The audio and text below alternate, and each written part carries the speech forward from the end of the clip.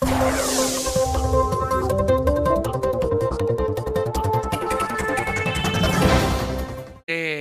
día de hoy voy a enviar al Senado de la República la terna de posible ministro para la Suprema Corte de Justicia.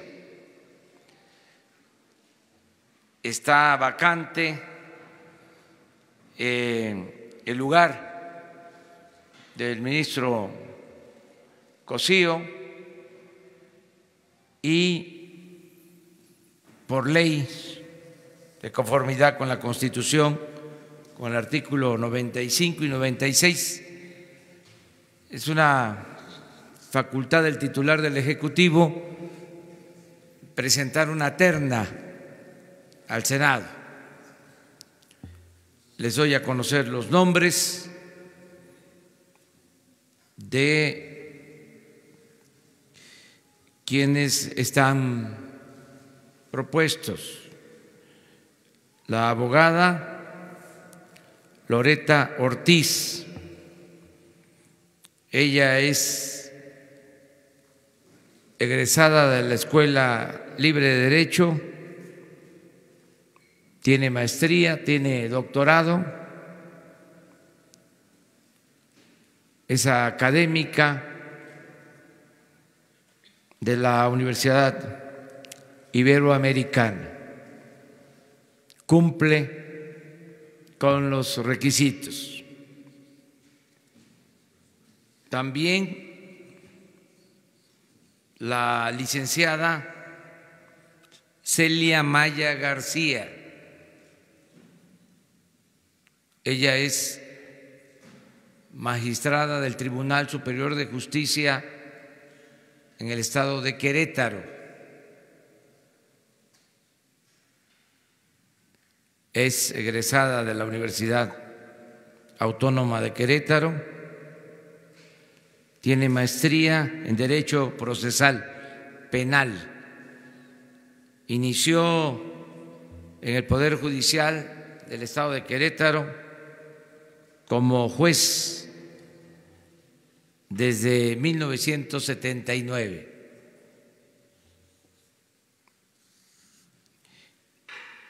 Y el tercer abogado propuesto es el licenciado, también doctor en Derecho por la UNAM, Juan Luis González Alcántara Carrancá. Él, entre otras funciones, ya fue presidente del Tribunal Superior de Justicia del Distrito Federal, ahora Ciudad de México. Son los propuestos, esa es la terna que se va a enviar el día de hoy. Y estoy a las órdenes de ustedes para ver si abordamos todos los temas y salimos en tiempo.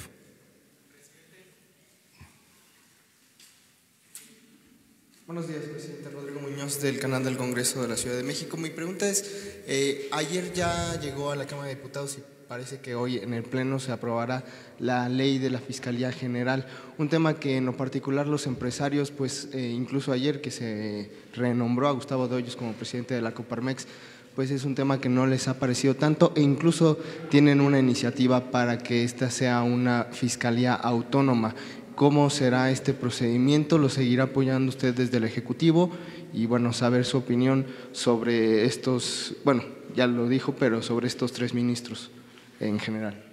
Sí, bueno, pues lo de la aprobación de la ley y al mismo tiempo de la elección de los fiscales, tanto del fiscal general como de los fiscales anticorrupción y de delitos electorales, pues está en proceso, está en el Congreso.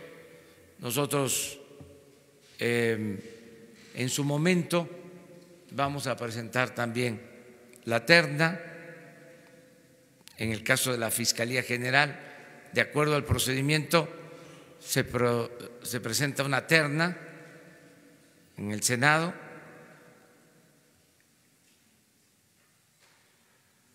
cuando corresponda al Ejecutivo, porque tengo entendido que primero el Senado hace una convocatoria, envía 10 propuestas y el Ejecutivo regresa una terna. Ese es el procedimiento en general. Cuando se dé este procedimiento, en lo que a nosotros corresponde, vamos a presentar esa terna. Estamos en espera. Y el fiscal electo, hombre o mujer, tiene la facultad para nombrar al fiscal anticorrupción y al fiscal electoral. Ese es el procedimiento. Pero todavía no se aprueba en el Congreso esta ley, no inicia el proceso. En estos días creo que va a comenzar. Vamos así.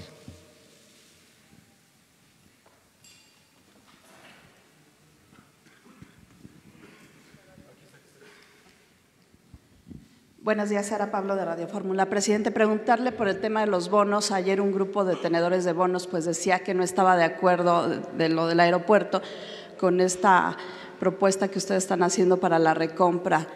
Y también hay muchos que dicen que pues es un mal negocio lo que está haciendo el gobierno por comprar ahora los bonos que antes se habían vendido. Y por otro lado, preguntarle, en el caso específico de Loretta Ortiz, ella fue diputada de Morena, ella estuvo con usted en este tiempo de transición. ¿Esto no vulnera de algún modo, podría vulnerar la independencia en este caso del Poder Judicial? Gracias.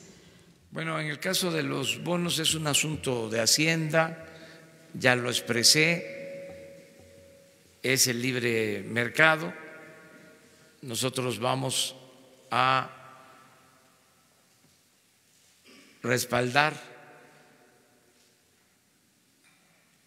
los compromisos que se tienen con inversionistas.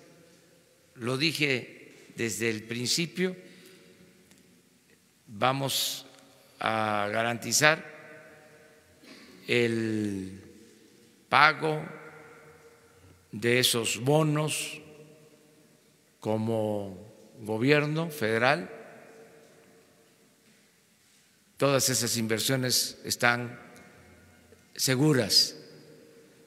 Acerca del precio de los bonos, pues eso tiene que ver con el mercado y respetamos los cambios que se den en el mercado. La Secretaría de Hacienda es la que se ocupa de este asunto. Acerca de la propuesta de los posibles o del posible nuevo ministro de la Corte, pues eso lo van a decidir los senadores. Yo presento una terna, todos cumplen legalmente, les tengo confianza, por eso los estoy proponiendo. Es gente honesta, son abogados, pues de primer orden, los tres, 2 mujeres y un hombre. Y los senadores libremente van a decidir. Estamos también en el terreno de lo inédito para los que se la pasan diciendo que los respetamos mucho porque ejercen su derecho a disentir y a la pluralidad, pero se la pasan diciendo de que no hay cambios. En este caso, ¿cuál era la costumbre? De años. Iba una terna y de antemano se sabía, porque el poder de los poderes, el Ejecutivo, daba la línea y todo el procedimiento era una faramalla, una farsa. Ahora no. Ahora se envía la terna porque es una facultad del titular del Ejecutivo y decide libremente el Senado. La línea es que no hay línea. Y eso nunca en los tiempos recientes, en la historia moderna, ni modo que era distinto. Entonces, sí, es interesante lo que estamos viviendo. Vamos despacio, aquí, ahorita vamos para allá. Gracias. Julio Ramírez de ADN Político. Le quería preguntar, ADN Político, sobre la denuncia de la unidad financiera que nos informaron ayer. ¿Podría abundar cómo va a ser esta estrategia? Entendemos que es podemos decir que es el primer paso para ir sobre las finanzas del crimen organizado, como lo dijo desde la campaña. Y sobre el caso Odebrecht, un tribunal ordenó a la FEPADE que determine si Lozoya cometió delitos o no. ¿Su administración va a colaborar en ese sentido? Bueno, en el caso de el robo de combustibles, vamos a presentarles probablemente la semana próxima todo el plan que se está elaborando para detener el robo de combustible. Acerca de lo de la investigación de Odebrecht, hay instrucciones en lo que a nosotros corresponde de que se den todos los informes y estamos a favor de la transparencia. Lo único que se tiene que cuidar es no dar motivo para que, si la Procuraduría da información, esto sirva a los implicados como prueba de que no se está siguiendo el proceso debido. Pero esto lo tiene que resolver la Fiscalía. En todo aquello que no afecte el que se haga justicia, debe de haber transparencia por completo. Es un asunto nada más de carácter legal, pero no somos tapadera de nadie.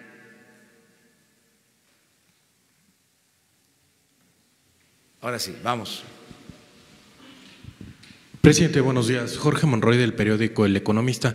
Quisiera preguntarle ya si tiene ya la fecha para la presentación del proyecto de presupuesto el paquete económico, el Congreso, ¿qué fecha sería? Y si nos pudiera adelantar los lineamientos generales en términos de el precio del barril de petróleo, el precio del dólar, también preguntarle acerca de si va a haber superávit financiero como se había venido haciendo en los últimos días e insistirle finalmente en el tema de los bonos.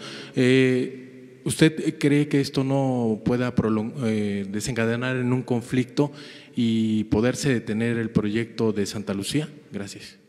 Bueno, acerca del presupuesto, tenemos como plazo el día 15 de este mes. Ya se está elaborando el presupuesto. Les adelanto que vamos avanzados. No se va a contemplar en la ley de ingresos porque son estos dos proyectos que se envían al mismo tiempo, la ley de ingresos y el presupuesto. En el caso de la ley de ingresos no se van a contemplar aumentos de impuestos ni impuestos nuevos. Es prácticamente lo mismo con las proyecciones de ingresos que se puedan contemplar. Nos vamos a apoyar mucho en las directrices del Banco de México, es decir, lo que el Banco de México estime en inflación, lo que el Banco de México considere como marco de referencia en lo macroeconómico. En lo específico, en lo que tiene que ver con el presupuesto, se garantiza que se va a pagar el servicio de deuda completo, alrededor de 800,000 millones de pesos. Se garantiza por completo todo lo relacionado con pensiones y jubilaciones, que son otros 800,000 millones de pesos comprometidos. Se garantiza que se va a pagar la nómina a todos los trabajadores del gobierno con aumentos en los sueldos de los trabajadores que ganan hasta menos de 20,000 pesos al mes. La instrucción que tienen en Hacienda es aumentar inflación más 3 puntos a los que ganan menos de 10,000 pesos.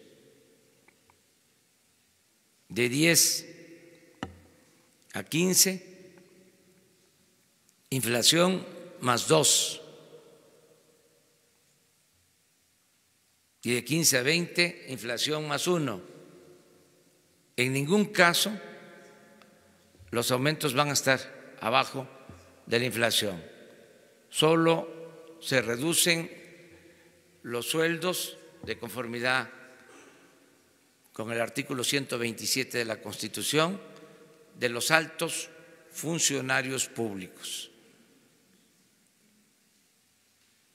Se garantiza la transferencia de las participaciones federales a estados y municipios. Ayer lo mencionaba, con incrementos en términos cuantitativos del 10% y en términos reales del 7%.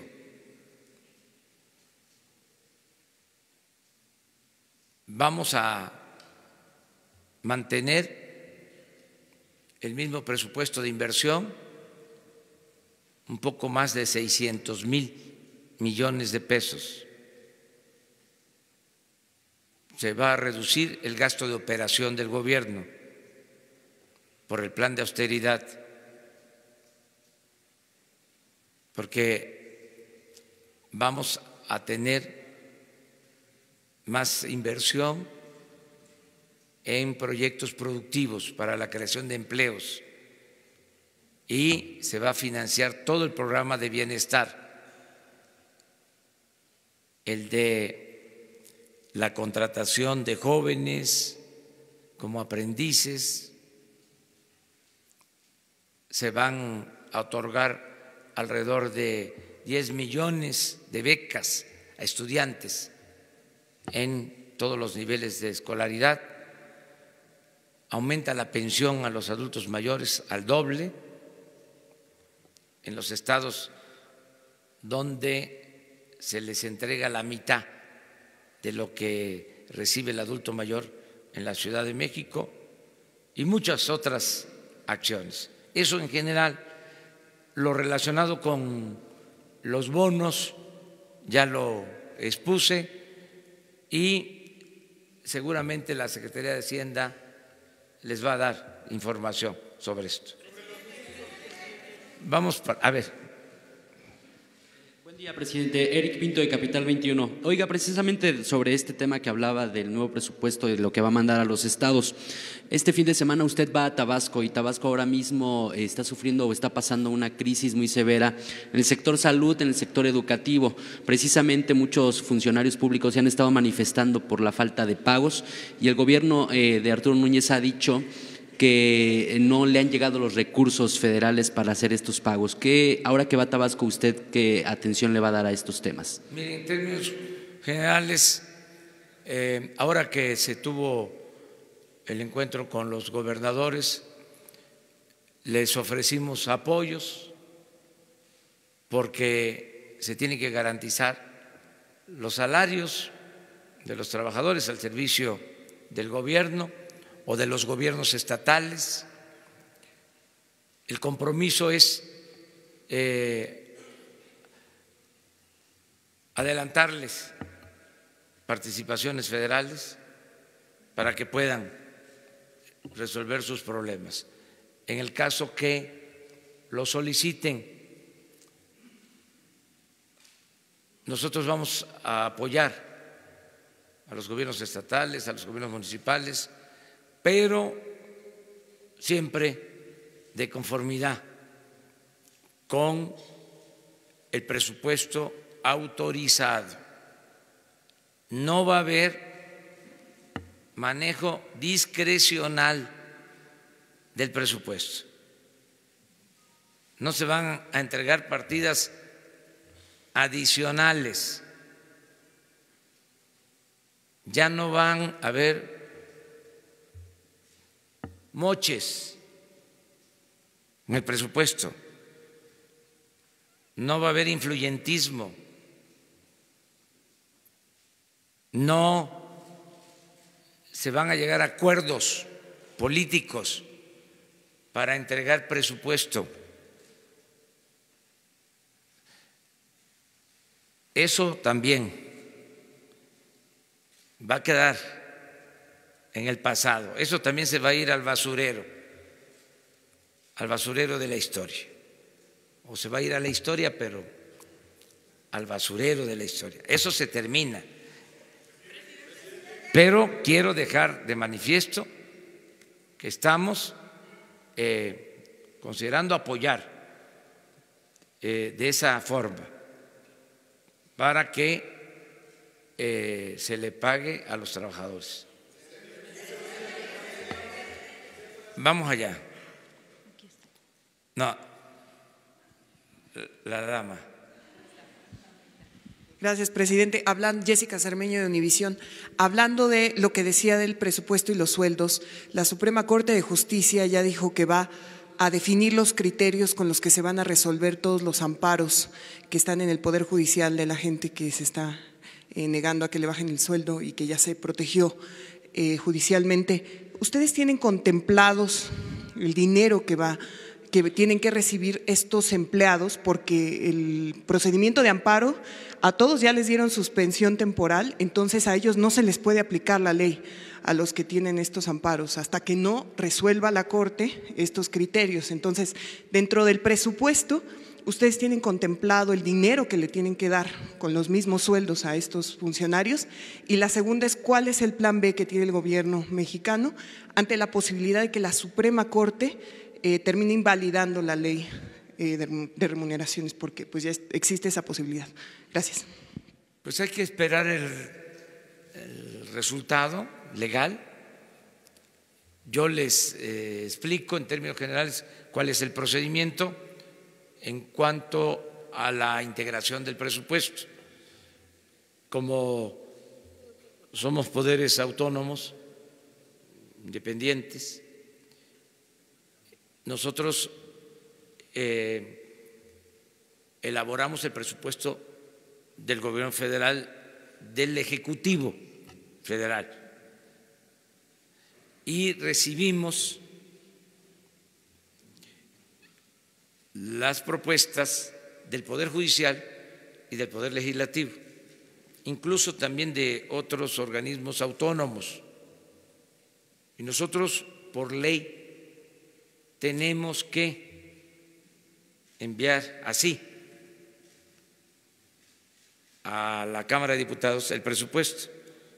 Nosotros no podemos reducir el presupuesto ni modificar el presupuesto del Poder Judicial, ni del Poder Legislativo, ni de organismos autónomos. Esto lo puede hacer el Congreso y en particular la Cámara de Diputados, porque es facultad exclusiva de la Cámara de Diputados la aprobación del presupuesto. La aprobación del presupuesto no tiene que ver con la Cámara de Senadores, la ley de ingresos sí. Entonces, nosotros lo que vamos a hacer es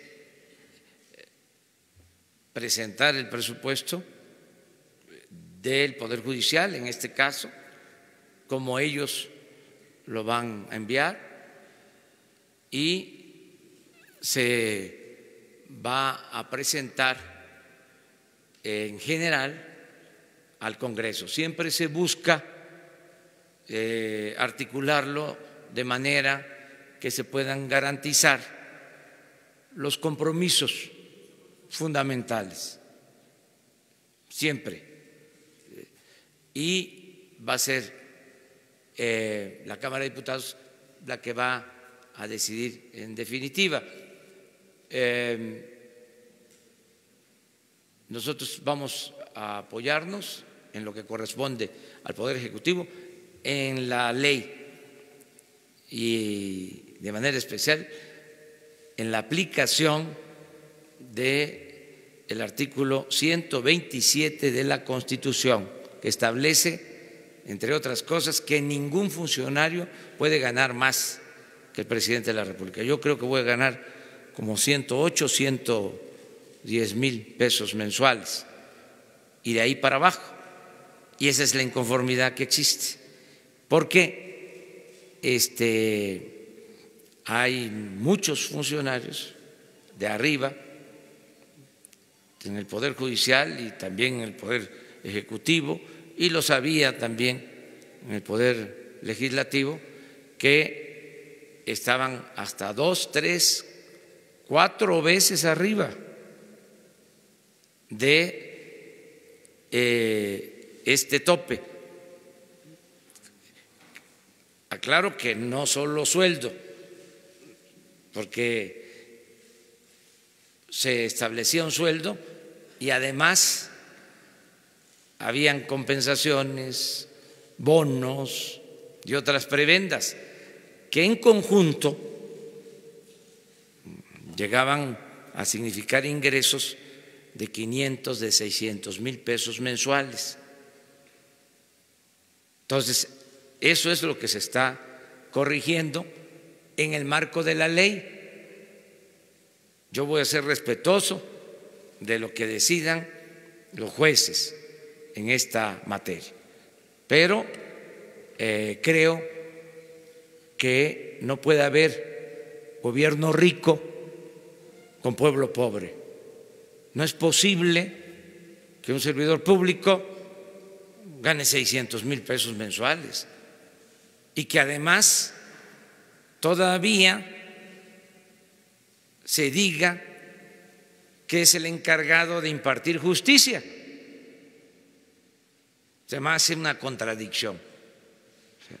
Eso no puede seguir pasando en nuestro país. Es mi derecho a expresarme, pero al mismo tiempo yo voy a respetar la decisión de los jueces y de la instancia judicial que resuelva sobre este asunto, porque lo otro, también lo aviso, ya hay Estado de Derecho, que no había, era un Estado de chueco, ahora hay Estado de Derecho. En medio. Sí, ¿verdad? Ya, bueno, acuérdense de la recomendación respetuosa, ¿no?, fraterna, de que se socialice la información, que todos puedan preguntar. Sí, ¿verdad? Bueno, adelante. Buenos días, presidente. Preguntarle sobre la terna, ¿cómo es que se garantizaría la autonomía tomando en cuenta de que, pues, bueno, va a decidirlo al final el Senado, pero también tienen mayoría en el Senado? ¿Cómo es que se garantizaría que, pues, no se haría uso de esa mayoría, pues, para apoyar una propuesta que usted está enviando? Y la otra, hoy se desclasifica un video en donde muestra cómo fue el asesinato de Luis Donaldo Colosio. Preguntarle usted si en algún momento va a ordenar que se desclasifiquen también videos o material cuanto antes sobre el caso Ayotzinapa, dado que pues ya se aprobó también la Comisión de la Verdad y es uno de los puntos a tratar en el decreto. Gracias. Sí, pues en el Senado cada senador es libre, son representantes del pueblo, de las entidades federativas, y ellos van a decidir bajo palabra de decir verdad. No hay línea, no vamos a mentir, no vamos a robar, no vamos a traicionar al pueblo. Entonces se envía la terna. Si existía la mala costumbre, porque nos estamos enfrentando a eso, como estamos en el terreno de lo inédito, hay muchos que dicen, ¿será?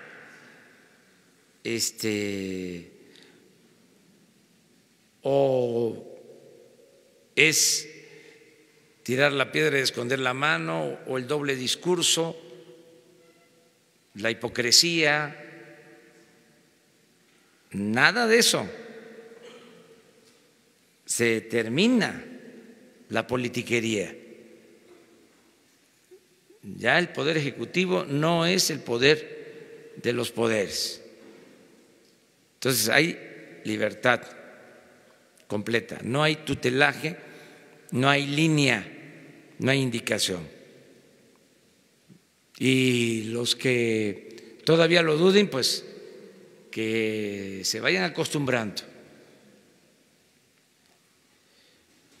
Acerca de la información sobre el asesinato de Luis Donaldo Colosio, no tengo los elementos. Cuando yo tenga toda la información, yo respondo sobre esto. Sí les puedo decir en el caso de Ayotzinapa que se va a crear la comisión y tienen todo el apoyo no se va a ocultar absolutamente nada. La comisión va a tener toda la información hasta llegar a la verdad.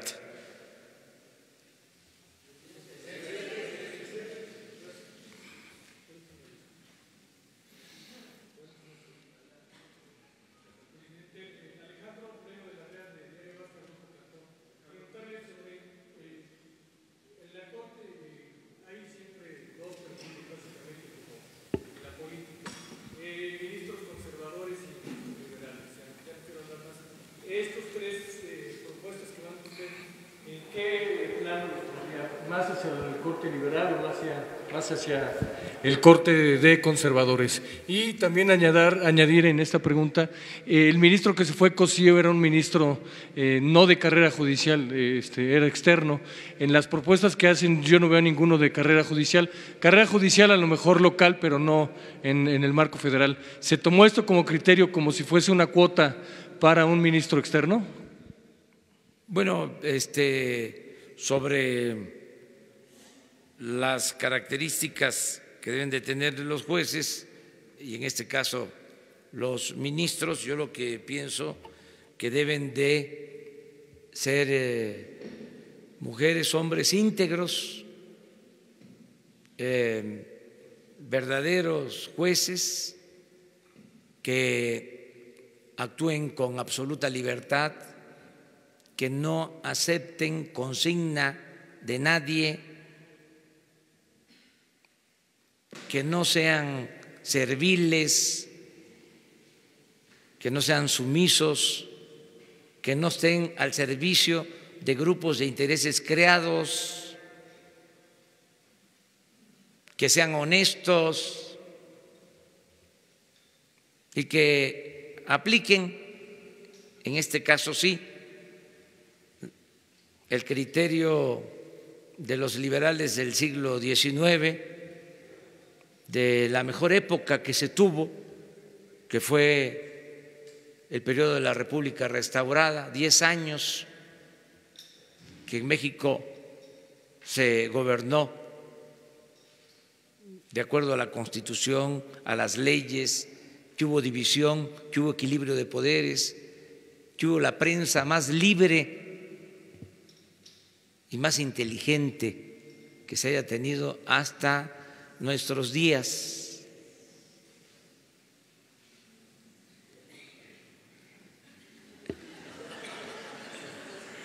Entonces, ¿cuál es esa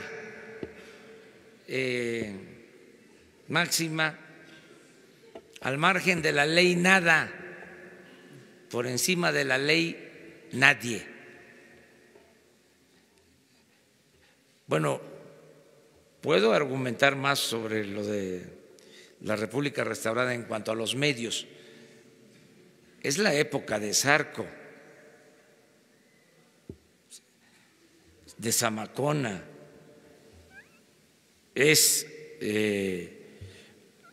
la época del nigromante, es la época de los grandes periodistas. Todo eso se apagó después con el porfiriato. Se sometió a los medios. 34 años duró el porfiriato y se subordinó por completo a la prensa. Pero también hubieron excepciones. En esos momentos de dictadura y de autoritarismo también hubieron periodistas excepcionales, de primera, los hermanos Flores Magón, que enfrentaron a la dictadura, los del hijo del Aguizote, estoy tratando de acordarme del nombre, era el tío de Luis Cabrera. ¿No se acuerdan ustedes? ¿Mande? Daniel Cabrera, de Puebla. para mí el mejor periodista que ha existido en la historia de México, Daniel Cabrera, el director del periódico El Hijo del Aguizote. Le prestaba la imprenta a los Flores Magón. Imagínense, les invadían sus oficinas, les confiscaban la prensa, iban a la cárcel. Un periodista extraordinario, Daniel Cabrera, tío de Luis Cabrera, y estaba el Diario del Hogar, Filomeno Mata. Con la revolución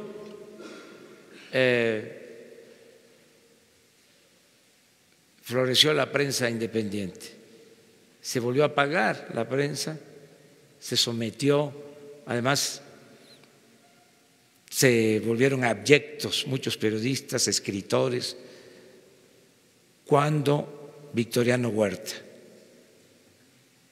Luego resurge otra vez la prensa, más independientes, con Obregón, pues es el tiempo de Vasconcelos, de los grandes periodistas, hasta nuestros tiempos, que ahora también hay medios de información muy importantes, buenos periodistas. A ver si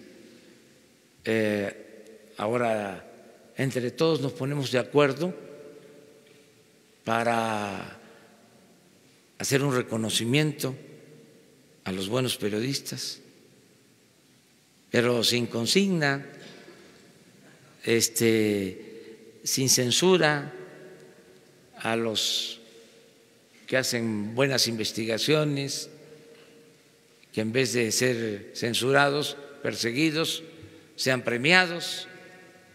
Eso lo podemos hacer de manera colectiva. Sería muy bueno esto, y ya ahí cierro el paréntesis. Pero es un buen tema, un buen tema. Ya lo dije,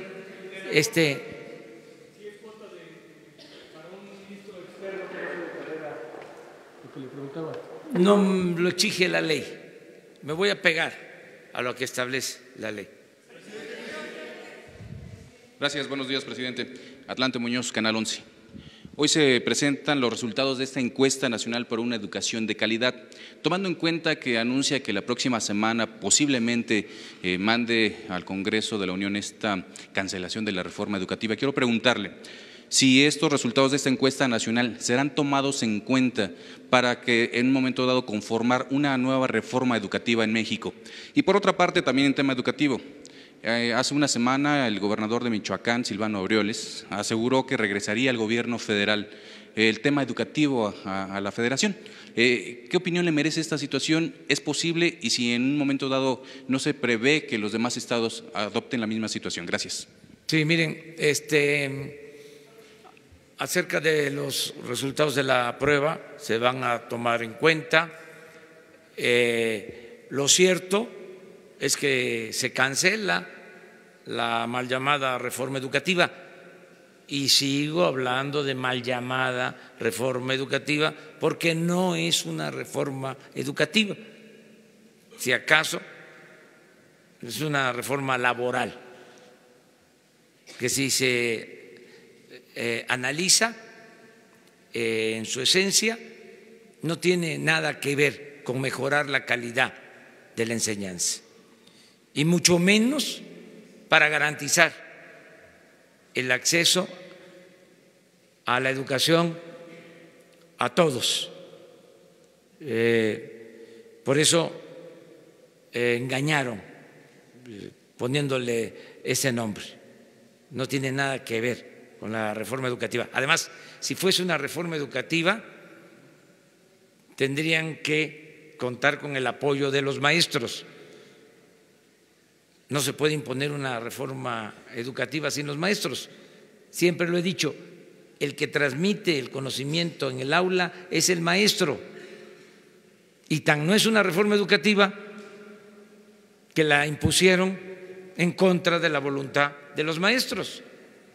Porque la verdad, no hay nada para mejorar la calidad de la enseñanza, nada que requiera de que el maestro mejore sus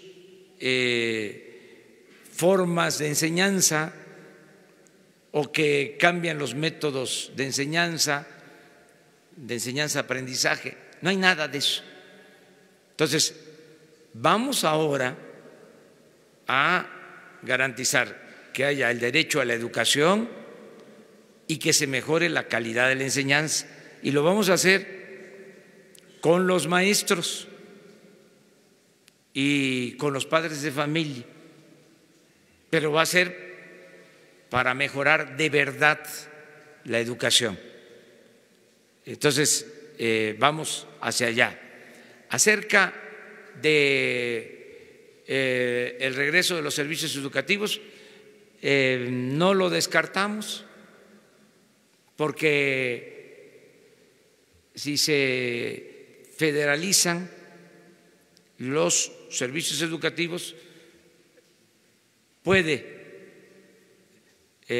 resultar mejor.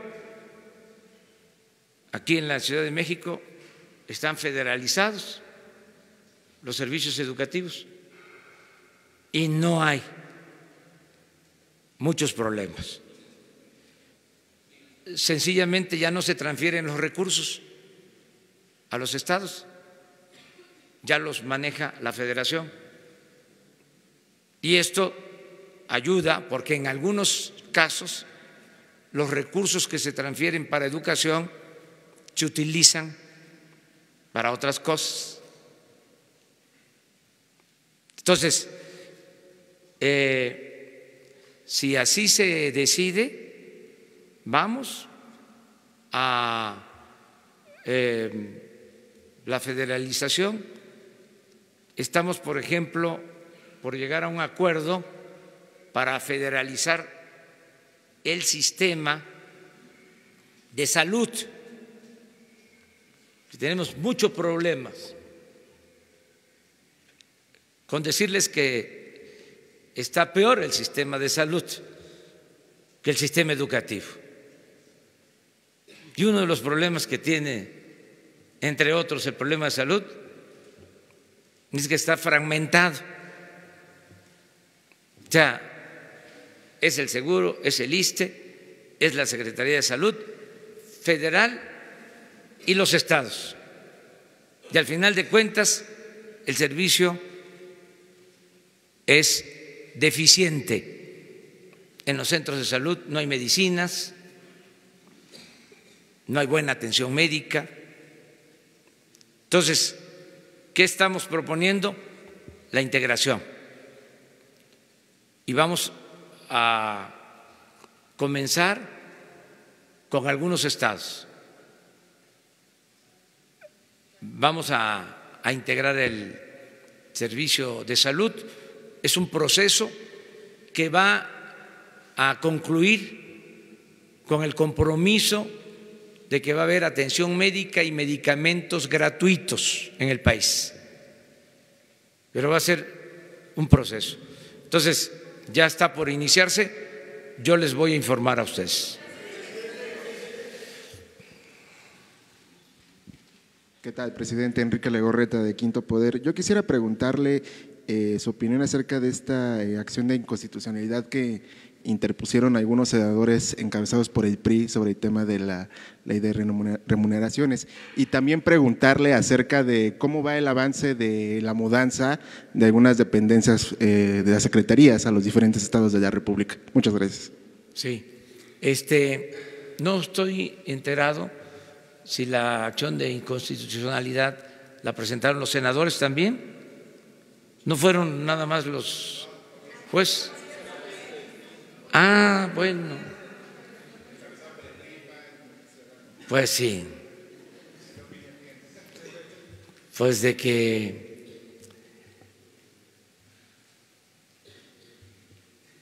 se quieren seguir rayando. No, están en su derecho, y que la instancia correspondiente resuelva. Bueno, lo de las secretarías es un compromiso, lo reafirmé en el Zócalo, va a ser un proceso no obligatorio, va a ser voluntario, porque si no van a empezar a hacer manifestaciones de algo que no se va a llevar a cabo sin acuerdo, sin consulta, sin la voluntad de los trabajadores. No es una ley, un decreto para trasladar las secretarías y que vean los trabajadores cómo le hacen, porque si no se mudan, si no se van al estado en donde va a estar la secretaría, se quedarían sin empleo. No, eso no. Además, quiero comentarles algo que es importante para que se sepa. Como no van a haber ya delegaciones del gobierno federal en los estados, solo una, y habían hasta 60, 80. Si un candidato de un partido no ganaba, se le mandaba de delegado del ISSSTE. Por poner un ejemplo, o a cualquier otra dependencia. Entonces ya no va a existir eso. Entonces, un delegado, y se respeta a los trabajadores de base de todas las delegaciones de los gobiernos, del gobierno federal. Todos los trabajadores del gobierno federal de base y sindicalizados tienen garantizado su trabajo. Nada más es arriba. Entonces, en el proceso de descentralización, se va la Secretaría de Energía a Tabasco, pues allá va a haber muchos trabajadores de otras dependencias. Puede ser que el gobierno federal en Tabasco tenga alrededor de 3,000, 4,000 trabajadores. Entonces, es un proceso de cambio de una secretaría a otra con los mismos derechos. Se va la Secretaría de Medio Ambiente a Yucatán, allá también deben haber 3,000 trabajadores de base sindicalizados. Entonces, no es tan necesario el que se vayan de la Ciudad de México. Se va a turismo a Quintana Roo, lo mismo. Hay 2,000, 3,000 trabajadores del gobierno federal. Entonces, que van a trabajar ahí mismo, solo que tendrían otra secretaría, otra función, y de todas maneras va a ser un proceso voluntario. Nosotros no vamos a imponer nada, nada por la fuerza, todo por la razón y el derecho. Y en el caso que se requiera de que se trasladen trabajadores de la Ciudad de México a los estados, pues se le tiene que garantizar que el trabajador tenga escuelas para sus hijos, vivienda, que tenga posibilidad de mejorar, que sea atractivo también el que haya el traslado. Pero todo esto es, insisto, un proceso. ¿Les parece 3 más? ¿No? Muchas gracias. Buenos días. Naja Catán, subdirectora de Bloomberg News en México. Presidente, ha criticado mucho a la reforma energética, recientemente diciendo que es un desastre, un ejemplo de desastre del neoliberalismo. ¿Por qué no busca cancelarlo? ¿Qué le previene hacerlo cuando su partido ahora y sus aliados a lo mejor puede llegar a una supermayoría? Y si no ahora, tal vez en 3 años podrían llegar a esa supermayoría. ¿Qué le impide hablar sobre esa posibilidad? Mostrar que no actuamos de manera autoritaria, que no somos dictadores, caciques, que respetamos la ley. ¿Qué decían nuestros adversarios? Que no nuestros enemigos. De que íbamos a confiscar bienes, que se iban a cancelar los contratos. Pues nada de eso vamos a hacer. En el caso de la reforma energética, lo que está quedando de manifiesto es que fue un fracaso. Y yo todavía estoy esperando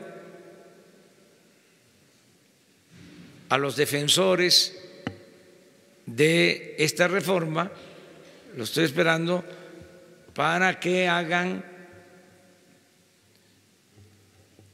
un ofrecimiento de disculpa al pueblo de México, porque se acuerdan cómo bombardearon con opiniones de que iba a ser la salvación de México la reforma energética, y fue un rotundo fracaso, con datos. Esto no es un asunto ideológico. Decían que para estos días íbamos a estar produciendo 3 millones de barriles diarios y se están extrayendo 1.760.000 barriles diarios, como 42% menos de lo estimado. Si eso no es un fracaso, ¿qué lo es? Una gran mentira. Y estén considerando de las leyes. Está escrito. Y estamos hablando de menos de 1.800.000 barriles diarios y con tendencia a la baja. Porque ya tenemos un plan para detener esa caída y les queremos demostrar que además de otras cositas son muy ineficientes. ¿A poco no es importante dejar de manifiesto que no solo hubo corrupción, sino que son muy ineficientes, porque hasta se ufanan de ser buenos técnicos. Hay algunos que hasta se creen científicos y la verdad están como para mandarlos al parvulito. Fue un desastre, no solo en la reforma energética, la política económica. Lo dije en mi toma de posición, desde los años 40 del siglo pasado hasta los 80, la economía creció al 6% anual, y en el periodo neoliberal 36 años, 2% anual. Y hablamos nada más de lo cuantitativo. A ver que me expliquen por qué vamos a seguir con una política fracasada, solo porque beneficia a una minoría, solo porque permite el saqueo de una nación. No, rotundamente no. Esto cambió. Pero, de todas maneras, tampoco les vamos a dar el gusto de que sigan engañando a la gente, de que somos autoritarios, dictadores, que nos comparan con dirigentes de otros países. Toda esa propaganda chafa, vulgar, corriente.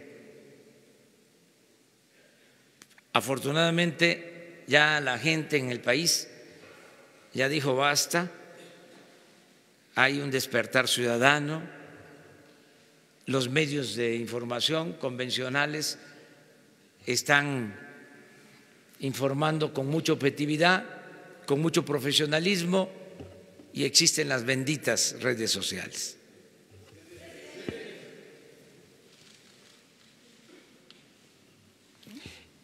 Y ya te preparas tú, contigo terminamos. Hola, ¿qué tal, presidente? Agustín Velasco de ONO TV. Me gustaría preguntarle sobre el tema del caso Odebrecht. Entonces, lo que usted está planteando es desclasificar la investigación que la Procuraduría en la pasada administración clasificó por al menos 5 años, y la segunda, en este sentido de que la vida pública sea más transparente. ¿Cuál es su agenda del día de hoy? Gracias. Sí, no ocultar nada, no ser tapadera, solo cuidar procedimientos que puedan servir al inculpado para presentar pruebas y ser absuelto. Ya saben ustedes que hay una serie de procedimientos legales, entonces hay que ser cuidadosos, nada más de eso. Pero todo aquello que no tenga alguna limitante judicial se tiene que transparentar, como la agenda, por ejemplo. Hoy voy a atender a los integrantes del gabinete, tengo trabajo desde ahora, mi agenda consiste en ver temas de… Hoy tengo, por ejemplo, acuerdo con el secretario de Educación y con otros secretarios. Al rato les doy exactamente la agenda para que ustedes la tengan sin problema. En una hora, Daniel, le entrega la agenda de hoy. Mañana les adelanto a todos, mañana les adelanto que vamos a ir se lleva a cabo la reunión de gabinete a las 6, a las 7 aquí nos vemos y salimos a el norte de Nayarit mañana, y el sábado vamos a Chiapas. Vamos a tener 2 actos el sábado. Vamos a asistir a la toma de protesta de Rutilio Escandón, próximo gobernador de Chiapas. Esto es pasado mañana, sábado, Y en la tarde, y esto es importante, en la presa de Malpaso, en Raudales, Chiapas, en la presa, se va a presentar el programa para la producción de energía eléctrica en el país. O sea que vamos al mediodía a estar en el acto de toma de protesta y luego por la tarde vamos a Malpaso, Chiapas. Los interesados en temas económicos, financieros, temas de desarrollo, va a ser importante que conozcan el plan en materia de generación de energía eléctrica que se va a llevar a la práctica. Eso el sábado. Y el domingo vamos a conocer todo el plan para la refinación de petróleo, desde la rehabilitación de las refinerías hasta la construcción de la nueva refinería en Dos Bocas, Paraíso, Tabasco. Domingo vamos a ir a Dos Bocas, Paraíso, Tabasco, donde se va a construir la nueva refinería y ahí se va a presentar todo el plan de refinación. La semana próxima vamos a hacer lo mismo, vamos a estar aquí de lunes a viernes y terminando la reunión del viernes vamos a gira, vamos de nuevo al sureste, pero a tratar otros temas. Vamos a salud, a tratar el tema de salud precisamente en Yucatán.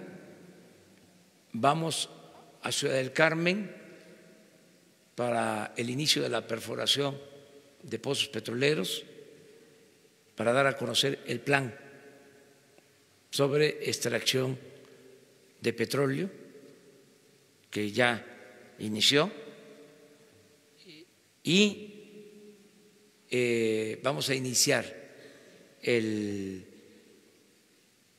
proyecto del Tren Maya, esto en Palenque el domingo, de este domingo en 8. Entonces ya les adelanto todo esto.